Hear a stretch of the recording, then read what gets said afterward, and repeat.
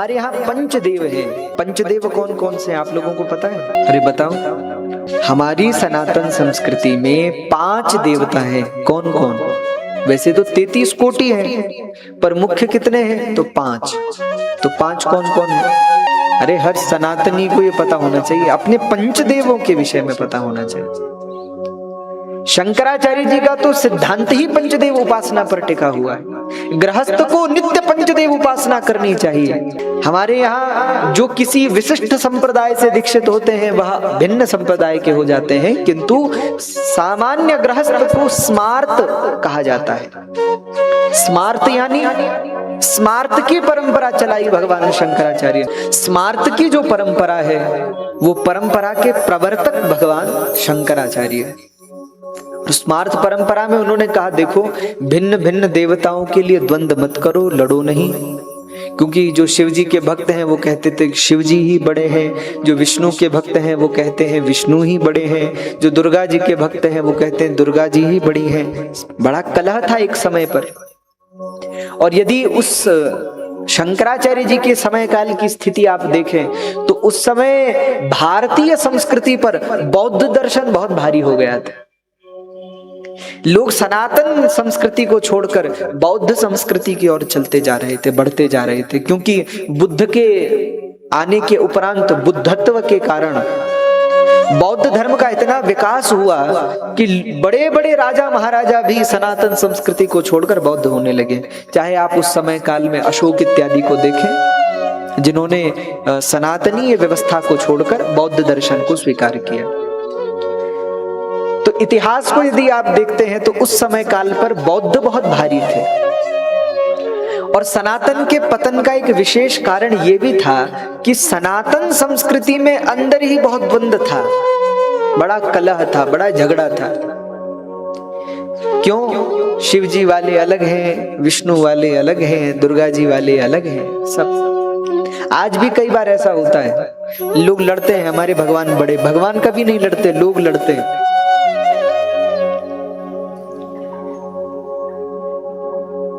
भगवान शंकराचार्य इस धरती पर आए और भगवान शंकराचार्य ने स्मार्त की परंपरा को व्यवस्थित किया। और स्मार्त परंपरा में शंकराचार्य जी ने कहा, देखो हम सबको पंचदेवों की उपासना करनी चाहिए। तो पंचदेव कौन कौन? अब ध्यान से सुनिएगा आप लोग। पंचदेव में पहले भगवान विष्णु, दूसरे भगवान शंकर, तीसरे गणपति, चौथे सूर्य और 5वीं देवी। ये पंचदेव हैं हमारे यहाँ। इन पंचदेव की उपासना सबको करनी चाहिए। और जो व्यक्ति पंचदेव की उपासना नहीं करता उसकी उपासना सिद्ध भी नहीं होती। क्यों? अरे आप एक कल्पना करिए, आप जब भी मान लीजिए आप शिव जी के भक्त हो, पर पहला ध्यान, पहली पूजा किसकी करोगे? बोलो। गणेश जी की करोगे। आप भगवान विष्णु के भक्त हो, पर पहली पूजा किसकी करोगे? गणेश जी की होगी। आप किसी के भी भक्त हो, प्रथम पूजा तो प्रथम पूज्य गणपति है। क्यों? क्योंकि उनको वरदान है। शिव पुराण यदि आप देखें तो शिव पुराण में सब देवताओं ने आशीर्वाद दिया है गणेश जी को कि आप सर्वपूज्य होंगे और सर्वप्रथम पूजित होंगे। तो गणपति की पूजा के बिना तो फिर प्रारंभ ही नहीं। आप पूजन का भी प्रारंभ करते हैं तो सबसे पहले गणपति का ध्यान करते हैं। गजाननं भूतगणादिसेवितं कपित्थजम्बूफलचारुभक्षणं उमासुतं शोकविनाशकारकं नमामि विघ्नेश्वर पादपंकजं। आप लोग कहते हैं ना, हमारी सनातनीय व्यवस्था में गणेश जी के 12 नाम हैं। कितने नाम हैं? हाँ, कहते हैं जो लोग इन 12 नामों को नित्य प्रातः काल में उठकर गणेश जी के सामने गणेश जी की पूजा करते हुए इन 12 नामों का नित्य उच्चारण करते हैं, उनके जीवन के समस्त संकटों को, विघ्नों को, बाधाओं को श्री गणेश जी दूर कर देते हैं। दूसरा, अगर और प्रभाव देखना हो तो ध्रुवा के 12 दल। ध्रुवा जानते हैं आप? गणेश जी पे चढ़ती है। तो ध्रुवा के 12 ध्रुवा रख लीजिए और एक एक नाम से गणेश जी पर एक एक ध्रुवा अर्पित करिए, तो गणेश जी बड़े प्रसन्न होते हैं। हमारे यहाँ ज्योतिष के अनुसार जो एक ग्रह है बुध, उसके आराध्य देव भी गणपति हैं। तो गणपति उपासना से बुध ग्रह की भी शांति होती है। गणेश जी बुद्धि के भी देवता हैं, तो गणेश जी की पूजा करने से बुद्धि भी प्राप्त होती है। और बुध ग्रह के आराध्य हैं तो बुध वाणी का कारक है, तो वाणी की भी वाक शक्ति गणेश जी की कृपा से प्राप्त होती है। उसके लिए वैसे तो गणेश अथर्वशीर्ष इत्यादि का भी लोग पाठ करते हैं, या श्री गणेश स्तोत्र है, या गणेश पुराण अंतर्गत गणेश कवच इत्यादि है, उसका भी लोग पाठ करते हैं। किंतु सबसे सरल, जो कई माताएं हम मुझसे पूछती हैं कि महाराज कोई कुछ ऐसा बताइए जो हम सब कर सके सरलता से। हम गणेश अथर्वशीर्ष का पाठ नहीं कर सकते, हम गणेश कवच गणेश स्तोत्र इत्यादि का पाठ हमसे नहीं हो सकता, कठिन है, हमको कुछ सरल बताइए। तो सरल क्या है? तो गणेश जी के 12 नाम। इन 12 नामों से गणेश जी को प्रतिदिन ध्रुवा चढ़ाइए, प्रातः काल में गणेश जी का पूजन करिए, तो आपके जीवन के जो विघ्न हैं, जो संकट हैं, जो बाधाएं हैं, उनको गणेश जी दूर करते हैं। तो फिर 12 नाम कौन से? तो उसके लिए भी एक बड़ा सुंदर श्लोक है, उसको याद कर लेंगे तो 12 नाम उसके अंतर में आ जाते हैं। ओम सुमुखश्चैकदन्तश्च कपिलो गजकर्णक लंबोदरश्च विकटो विघ्ननाशो विनायक धूम्रकेतो गणाध्यक्षो भालचंद्रो गजानन 12 नामानि यः पठे शृणुयादपि। ये 12 नाम, इनकी फलश्रुति क्या है? विद्यारंभे विवाहे च प्रवेशे निर्गमे तथा संग्रामे संकटे चैव विघ्नस्तस्य न जायते। संकट काल में, किसी शुभ कर्म में, घर से निकलते हुए अथवा किसी भी नवीन कार्य को प्रारंभ करते हुए जो कोई गणेश जी का स्मरण करता है तो गणेश जी उसके कार्य में आने वाले विघ्नों को क्या करते हैं? अरे बोलिए, दूर करते हैं। आपको पता है बिना गणेश जी की पूजा के देवताओं का भी काम नहीं चलता। शिव पुराण में बहुत सुंदर कथा है, छोटी कथा है, आपको बताऊं। शिव पुराण में कथा आती है कि जब भगवान शंकर त्रिपुरासुर का अंत करने के लिए, त्रिपुर जो है, त्रिपुर को नष्ट करने के लिए निकले। त्रिपुर में कौन कौन रहते हैं? तो तारकाक्ष, विद्युन्माली और कमलाक्ष 3 भाई थे। ब्रह्मा जी के द्वारा इन्होंने त्रिपुर प्राप्त किए थे। एक ने सोने का नगर, एक ने चांदी का, एक ने लोहे का। इनको वरदान था कि ऐसे विमान थे जो आकाश में उड़ते थे महाराज, और इतने विशाल थे कि उनमें उनकी पूरी सेना, पूरी नगरी के लोग, पूरा महल, सब कुछ था। ऐसे भव्य विमान थे। उनको मिटाने के केवल एक ही तरीका था। यदि त्रिपुर का अंत करना है तो एक ही तरीका है। क्या? यदि भगवान शंकर धनुष पर बाण रखकर चलाएं तब त्रिपुर नष्ट हो सकते थे, लेकिन वो भी हर समय नहीं।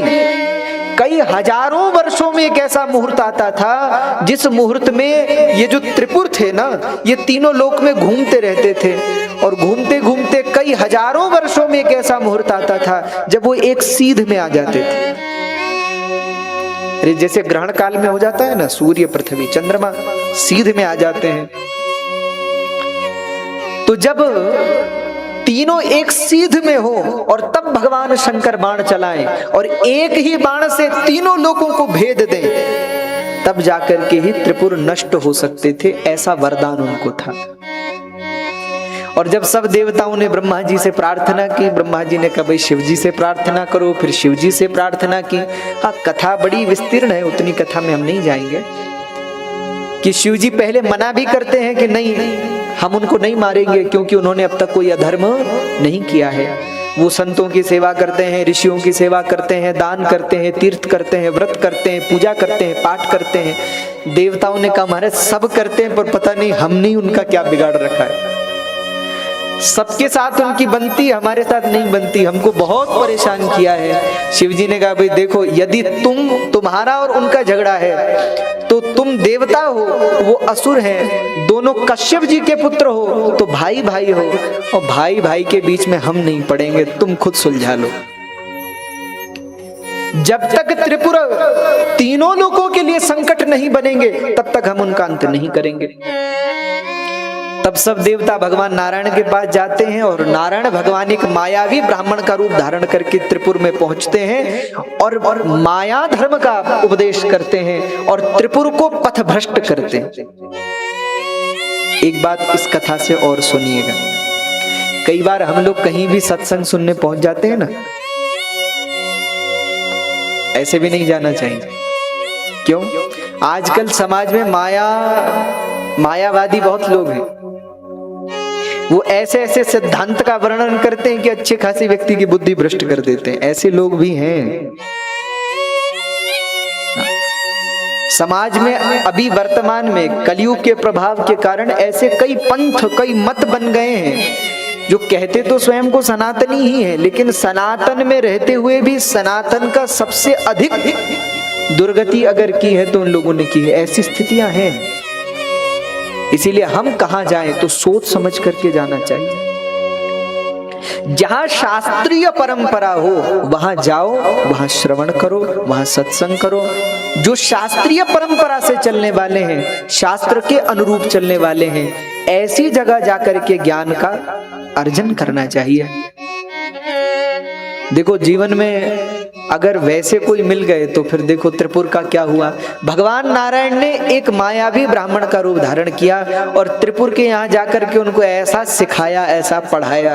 अरे बोले कोई भगवान नहीं होता, सब कहने की बातें हैं। अरे ये मूर्ति कोई भगवान है? मूर्ति तो पत्थर है, मूर्ति भगवान थोड़े होती है। भगवान कौन है? बोले तुम भगवान हो। बोले हम कैसे?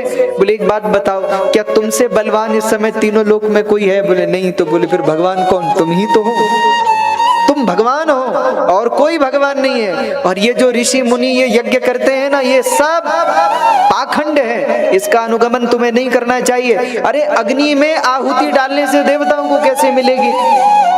इसलिए तुम्हें ये सब नहीं करना चाहिए। और तुम्हें क्या करना चाहिए? बोले अपनी प्रजा में पूजा पाठ बंद करवा के अपनी पूजा शुरू करवानी चाहिए। ऐसा उपदेश भगवान नारायण ने दिया कि त्रिपुर की बुद्धि भ्रष्ट हो गई। भगवान नारायण त्रिपुर से निकल गए। अब त्रिपुर के तीनों असुरों ने ये घोषणा कर दी, बोले आज से न यष्टव्यम न दातव्यम न होतव्यम दुजा क्वचित। कहीं यज्ञ नहीं होगा, पूजा नहीं होगी, पाठ नहीं होगा। जिसको करनी है वो हमारी पूजा करे, हमारा पाठ करे, हमारा जप करे, हमारा स्मरण करे। अब तो ऋषियों को परेशान किया, भगवान के भक्तों को परेशान किया, गौ माता को कष्ट में डाल दिया। देवता तो पहले से ही कष्ट में थे। तो अब सब शिव जी के पास पहुंचे। बोले महाराज अब तो सब रो रहे हैं, तीनों लोग परेशान हैं उनसे, अब आप कुछ करिए। शंकर जी ने कहा हाँ, अब हम उनका विनाश करेंगे। जब तक व्यक्ति शास्त्रीय परंपरा के अनुरूप चल रहा है तब तक भगवान भी उसका बुरा नहीं करते। जब हम शास्त्र से पथभ्रष्ट होते हैं, जब हम धर्म सिद्धांत की बात को नहीं मानते, जब हम आचार्यों की बात का तिरस्कार करते हैं, तब जीव का पतन होता है। तो फिर भगवान शंकर ने अपने पिनाक नामक धनुष पर बाण चढ़ाया और तीनों लोग एक सीध में आए। शंकर जी ने बाण चढ़ाया मारने को। तो वहां एक कथा आती है कि जब शंकर जी ने धनुष को पकड़ा और ऐसे अंगुष्ठ पर बाण रखा और खींचा तो धनुष हिलने लगा शंकर जी का, तो निशाना न लगे। देवताओं ने कहा महाराज ये क्या हो रहा है? शिव जी ने कहा भाई पता नहीं क्या बात है, हम तो निशाना लगा रहे हैं पर पता नहीं धनुष हिल रहा है। बोले महाराज जल्दी करिए। क्यों? बोले अगर त्रिपुर इधर उधर हो गए तो बाण व्यर्थ हो जाएगा, फिर कुछ नहीं होगा, कई हजार वर्ष और रुकना पड़ेगा। तो फिर बात क्या है? तो भगवान शंकर ने मन ही मन विचार किया और कहते हैं तब आकाशवाणी हुई और आकाशवाणी ने कहा कि आप सब लोगों के कार्य में विघ्न इसलिए पड़ रहा है क्योंकि आप सब लोगों ने विघ्नेश्वर श्री गणेश जी की पूजा नहीं की। आप जब कैलाश से चलें त्रिपुर को जीतने के लिए तो आपने गणेश जी का स्मरण नहीं किया, इसीलिए विघ्न पड़ रहा है। तो बोले आप सब मिलकर गणेश जी का पूजन करो। कहते हैं उस समय सब देवताओं ने, भगवान शंकर ने गणेश जी का पूजन किया और तब विघ्न हटा और तब त्रिपुर नष्ट हुए। इस कथा से क्या शिक्षा मिलती है? यानी देवता भी गणेश जी की आराधना करते। जब तक आप किसी के भी भक्त हो, यदि आप गणपति की आराधना नहीं करेंगे तो विघ्न नहीं मिटेंगे। तो प्रथम आराध्य देव जो है वो गणपति हैं, श्री गणेश जी।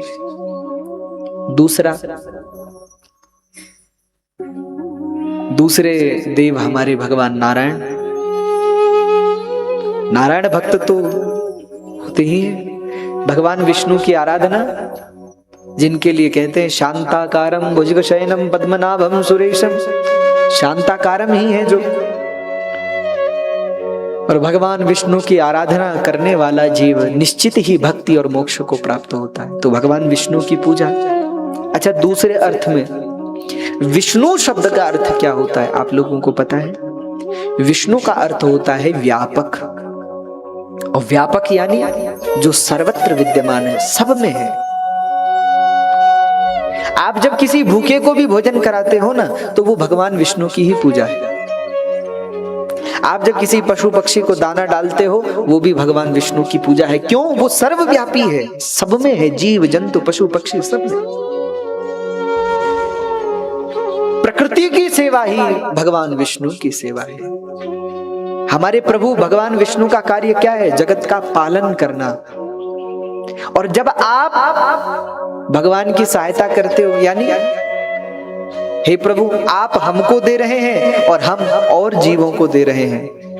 देखो, अगर भगवान हमें भूख केवल 4 रोटी की है और भगवान ने हमें 10 रोटी दी है, तो हमारी कितनी है? हमारी तो 4 ही है, लेकिन उसमें जो 6 रोटी है वो किसकी है? वो भगवान ने हमें क्यों दी है? कि तुम औरों को दे सको। लेकिन हम लोग 10 पर ही अधिकार जमा ले तो अत्यंत संग्रह वृत्ति लोभ जीव के पतन का कारण होता है। दत्त भगवान ने अपना एक गुरु मधुमक्खी को भी बनाया है। क्यों? मधुमक्खी को देखा है आपने?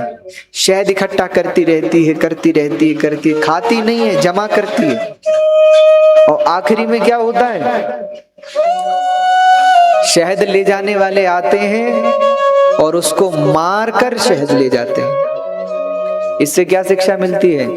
जो लोग केवल संग्रह ही करते हैं, निग्रह नहीं करते, यानी बस इकट्ठा करते रहते हैं, आखिरी में उनके द्वारा किया गया एकत्र वह धन वह संपत्ति उनके ही मृत्यु का कारण बन जाती है। इसीलिए अत्यंत संग्रह भी अच्छा नहीं है। तो यदि भगवान ने हमें आवश्यकता से अधिक दिया है तो क्यों दिया है? कि हम औरों की सेवा कर सकें, औरों की सहायता कर सकें। तो भगवान विष्णु का पूजन तो करना ही चाहिए, उनके पूजन के बिना तो कुछ हो ही नहीं सकता। उसके बाद शंकराचार्य जी ने कहा, देखो यदि आप नारायण के भक्त हो और शिव जी की पूजा नहीं करोगे, तीसरे देव शिव जी हैं, शिव जी की पूजा नहीं करोगे तो भगवान नारायण कभी प्रसन्न नहीं होंगे। क्यों? क्योंकि भगवान रामचरितमानस में कह रहे हैं, बोले शिवद्रोही मम भगत कहावा, सो नर मोहि सपने नहीं भावा। जो शिव जी से द्रोह करता है और हमारा भक्त बनता है, वो हमें सपने में भी अच्छा नहीं लगता। भगवान कह रहे, कोई व्यक्ति हो जो शिव जी से तो द्वेष करे और भगवान विष्णु की दिन रात पूजा करे, तो भगवान क्या कहते हैं? बोले उस सपने में भी हमें अच्छा नहीं लगता। हमें कौन प्रिय है? जो हमारे शिव जी की भी आराधना करता है। श्रीमद् भागवत में तो निम्न गानाम यथा गंगा देवानाम अच्युतो यथा वैष्णवानाम यथा शंभो पुराणानाम इदम तथा। जब भगवान ने अपने विभूति का वर्णन किया है तो भगवान कह रहे हैं, मैं नदियों में गंगा हूं। निम्न गानाम यथा गंगा और देवानाम अच्युतो यथा, मैं देवताओं में विष्णु हूं। और भगवान कह रहे हैं वैष्णवानाम यथा शंभो, मैं वैष्णवों में, वैष्णव यानी जो विष्णु भक्त हैं, भगवान से किसी ने पूछा, इस संसार में आपके इतने भक्त हैं पर सबसे बड़ा भक्त कौन है? भगवान विष्णु से किसी ने पूछा, तो भगवान विष्णु क्या कहते हैं, संसार में हमारा सबसे बड़ा भक्त कौन है? वैष्णवा नाम यथा शंभो। बोले मेरा सबसे बड़ा भक्त यदि इस जगत में कोई है तो वो भगवान शंकर है, उनसे बड़ा मेरा कोई भक्त नहीं है। यानी जब तक शिव जी को प्रसन्न नहीं करोगे नारायण प्रसन्न नहीं होंगे, और जब तक नारायण को प्रसन्न नहीं करोगे तब तक शिव जी प्रसन्न नहीं होंगे। क्योंकि यदि शिव पुराण को आप देखें तो शिव पुराण में शंकर जी अपनी विभूति का वर्णन करते हुए कह रहे हैं, शैवानाम अच्युतो यथा। नारायण से किसी ने पूछा कि आपका सबसे बड़ा भक्त कौन? उन्होंने कहा शिव जी। और शिव जी से किसी ने पूछा कि आपका सबसे बड़ा भक्त कौन? तो बोले नारायण। एक दूसरे के भक्त हैं। तो शिव उपासना भी आवश्यक है। उसके बाद तृतीय है देवी, चतुर्थ है देवी। और भैया बिना भगवती की आराधना के तो कुछ पूर्ण होता ही नहीं। आप किसी भी मंदिर में चले जाओ, यदि देवी वामांग में नहीं विराजमान है तो फिर काम कठिन है। आप राम जी के भक्त हो तो राम जी के वाम भाग में देखो कौन बैठी है? अरे राम जी के बाईं ओर कौन है? सीता जी। अच्छा, आप जब मंदिर जाते हो राम जी के तो क्या कहते हो? हम राम सीता के मंदिर जा रहे हैं। भगवती तो प्रथम ही है ना। आप राम जी को देखो तो बगल में सीता जी, आप भगवान कृष्ण को देखो तो बगल में श्री राधा जी, आप शिव जी को देखो तो बगल में, आप भगवान नारायण को देखो तो बगल में, आप ब्रह्मा जी को देखो तो बगल में। तो बताओ, क्या भगवती के बिना किसी का काम चल सकता है? अरे भगवती के बिना तो भगवान का काम नहीं चल सकता, तो फिर औरों के क्या कहें? जब तक भगवती कृपा नहीं करेंगी तब तक भगवान भी कृपा नहीं करेंगे। ये हम अपने अनुभव से कह रहे हैं। आप यदि रामचरितमानस देखेंगे तो रामचरितमानस में हनुमान जी ने राम जी की बड़ी सेवा की है, आपने पढ़ा होगा। लेकिन राम जी ने हनुमान जी को स्वीकार कब किया? राम जी कब कहते हैं हनुमान जी से कि सुनो सुत तो ही उऋण में नहीं, हे पुत्र तेरे ऋण से मैं उऋण नहीं हो सकता, आज से तू मेरा पुत्र है। हनुमान जी को पुत्र कब माना राम जी ने? बताओ। हनुमान जी को राम जी ने पुत्र तब माना जब हनुमान जी जानकी जी के पास पहुंच गए और पहले जानकी जी ने हनुमान जी से कहा, अजर अमर गुण निधि सुत हो। पुत्र कहा ना, तो पहले जानकी जी ने कहा हे पुत्र, और फिर राम जी ने कहा कि हाँ, अब जब जानकी जी ने कह दिया पुत्र, तो आज से आप हमारी भी पुत्र। स्वीकार कर लिया राम जी। यानी राम जी किसको स्वीकार करते हैं? जिसको जानकी जी स्वीकार करती हैं उसी को राम जी स्वीकार करते हैं। तो बिना भगवती की कृपा के तो भैया अगर लक्ष्मी जी चली जाए तो नारायण को कोई पूछेगा? अरे बोलो। यदि भगवती पार्वती चली जाए तो शंकर जी को कोई पूछेगा? हम नहीं कह रहे हैं, शंकराचार्य जी कह रहे हैं। शंकराचार्य जी का एक स्तोत्र है क्षमापराधन स्तोत्र, उसमें शंकराचार्य जी कह रहे हैं, चिता भस्मा लेपो गरलमशनम दीपट धरो जटाधारी कंठे भुजगपतिहारी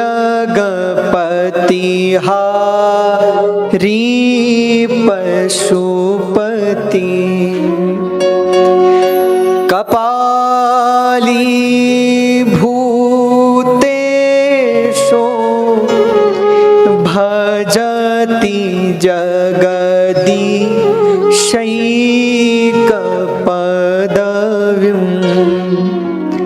भवानी त्वत् पाणि गृहण परिपाटी फलमिदम्। शंकराचार्य जी कह रहे हैं, इस स्तोत्र का नाम है क्षमा पराधन स्तोत्र। अक्सर जब भगवती का अनुष्ठान पूर्ण हो जाता है तब ब्राह्मण लोग इसका पाठ करते हैं। और भगवती के लिए क्या कह रहे हैं शंकराचार्य जी? शंकराचार्य जी कह रहे हैं, चिताभस्मालेपो गरलमशनम दिक्पटधरो जटाधारी कंठे भुजगपतिहारी पशुपति। शंकर जी कैसे हैं हमारे?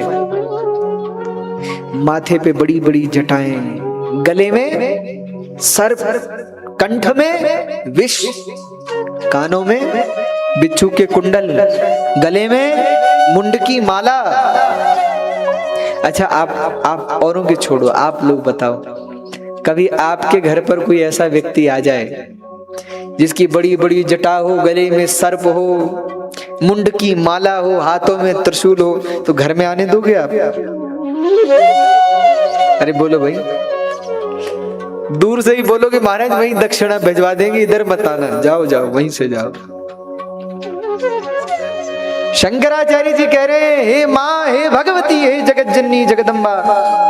कौन पूछता शंकर जी को? चिता भस्माले भो गरलमशनम दिक्पटधरो जटाधारी कंठे भुजगपतिहारी पशुपति कपाली भूतेशो भजति जगदीशैक पदवीम। जिनका ऐसा विकृत वेश है, कौन पूछता शिव जी को? तो भगवती ने कहा कि उनकी तो लोग बड़ी पूजा करते हैं। बोले माँ, तब से करते हैं। कब से? बोले भवानी त्वत्पाणि ग्रहण परिपाटी फलमिदम्। जब से आपका विवाह उनके साथ हुआ, जब से आपने उनको पति रूप से स्वीकार किया, तब से शिव जी थोड़ा ठीक हुए हैं। तब से लोग उनकी पूजा करते हैं, तब से लोग उनकी सेवा करते हैं। ये भाव में शंकराचार्य जी ने कहा है।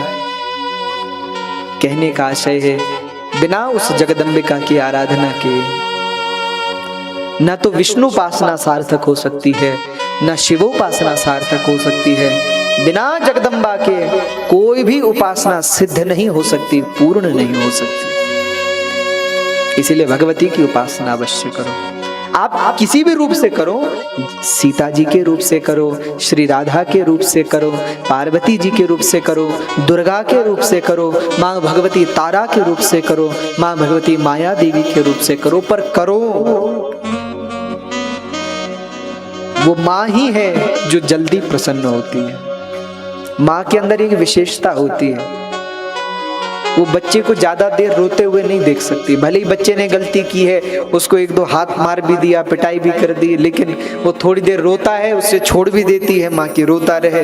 पर 10-5 मिनट रोता है, फिर माँ से देखा नहीं जाता, फिर माँ दौड़ कर जाती है, गोद में बिठा लेती है। भैया, कहने को तो माता पिता दोनों ही समान हैं, पर माँ के हृदय की वात्सल्यता भिन्न होती है। पिता से अधिक वात्सल्यता माँ में होती है। और कल्पना करिए, जो संपूर्ण संसार की माँ है, जगत की माँ है, इसीलिए आप और हम सब उसको जगदम्बा कहते हैं, क्योंकि पूरे संसार की माँ।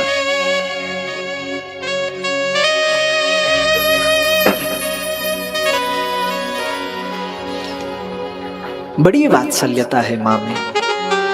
तो मुझे लगता है भगवान से भी जल्दी प्रसन्न कौन होती हैं? भगवती प्रथम प्रसन्न होती। इसलिए भगवती की उपासना करनी चाहिए। आप किसी की भी करते हो, जब तक माँ को नहीं मनाओगे तब तक भगवान नहीं मानेंगे। अच्छा, फिर दूसरी बात, भगवान का भरोसा भी नहीं है। अच्छा, एक बात बताइए, हमारे भगवान श्री कृष्णचंद्र हैं, उनका माँ यशोदा गोपियों के प्रति बड़ा प्रेम है, उनका भी प्रेम। पर एक समय ऐसा आया जब मथुरा चले गए कि नहीं? लेकिन एक बात बताओ, हमारी श्री राधा कभी उनको छोड़कर गई? भगवान छोड़ सकते, मां नहीं छोड़ती बच्चों को। इसीलिए भगवती की आराधना अत्यंत आवश्यक है। और पंचम जो उपासना है उस उपासना का नाम है सूर्योपासना। हमारे यहाँ सूर्योपासना भी की जाती है। ब्राह्मण लोग जब प्रातः काल, मध्याह्न अथवा संध्या काल में संध्योपासन करते हैं तो संध्योपासन में भगवान सूर्य को अर्घ देते हैं, सूर्य भगवान का पूजन करते हैं। इतना ही नहीं, जब गायत्री इत्यादि का जप कर लेते हैं तो अंत में यही कहते हैं, अनेन यथाशक्ति कृतेन गायत्री जपाख्येन कर्मणा भगवान सूर्य नारायण प्रियताम नमः। भगवान सूर्य को ही वह गायत्री का जप निवेदन करते हैं। तो सूर्योपासना आवश्यक है। तो ये पंचदेव की उपासना है हमारे यहाँ। आज से आपसे कोई पूछेगा कि हमारी सनातन संस्कृति के पंचदेव कौन कौन से हैं, तो बहुत ध्यान से सुने। कौन कौन है? भगवान विष्णु, गणपति, शंकर जी, सूर्य भगवान और भगवती, ये पंचदेव हैं हमारे यहाँ।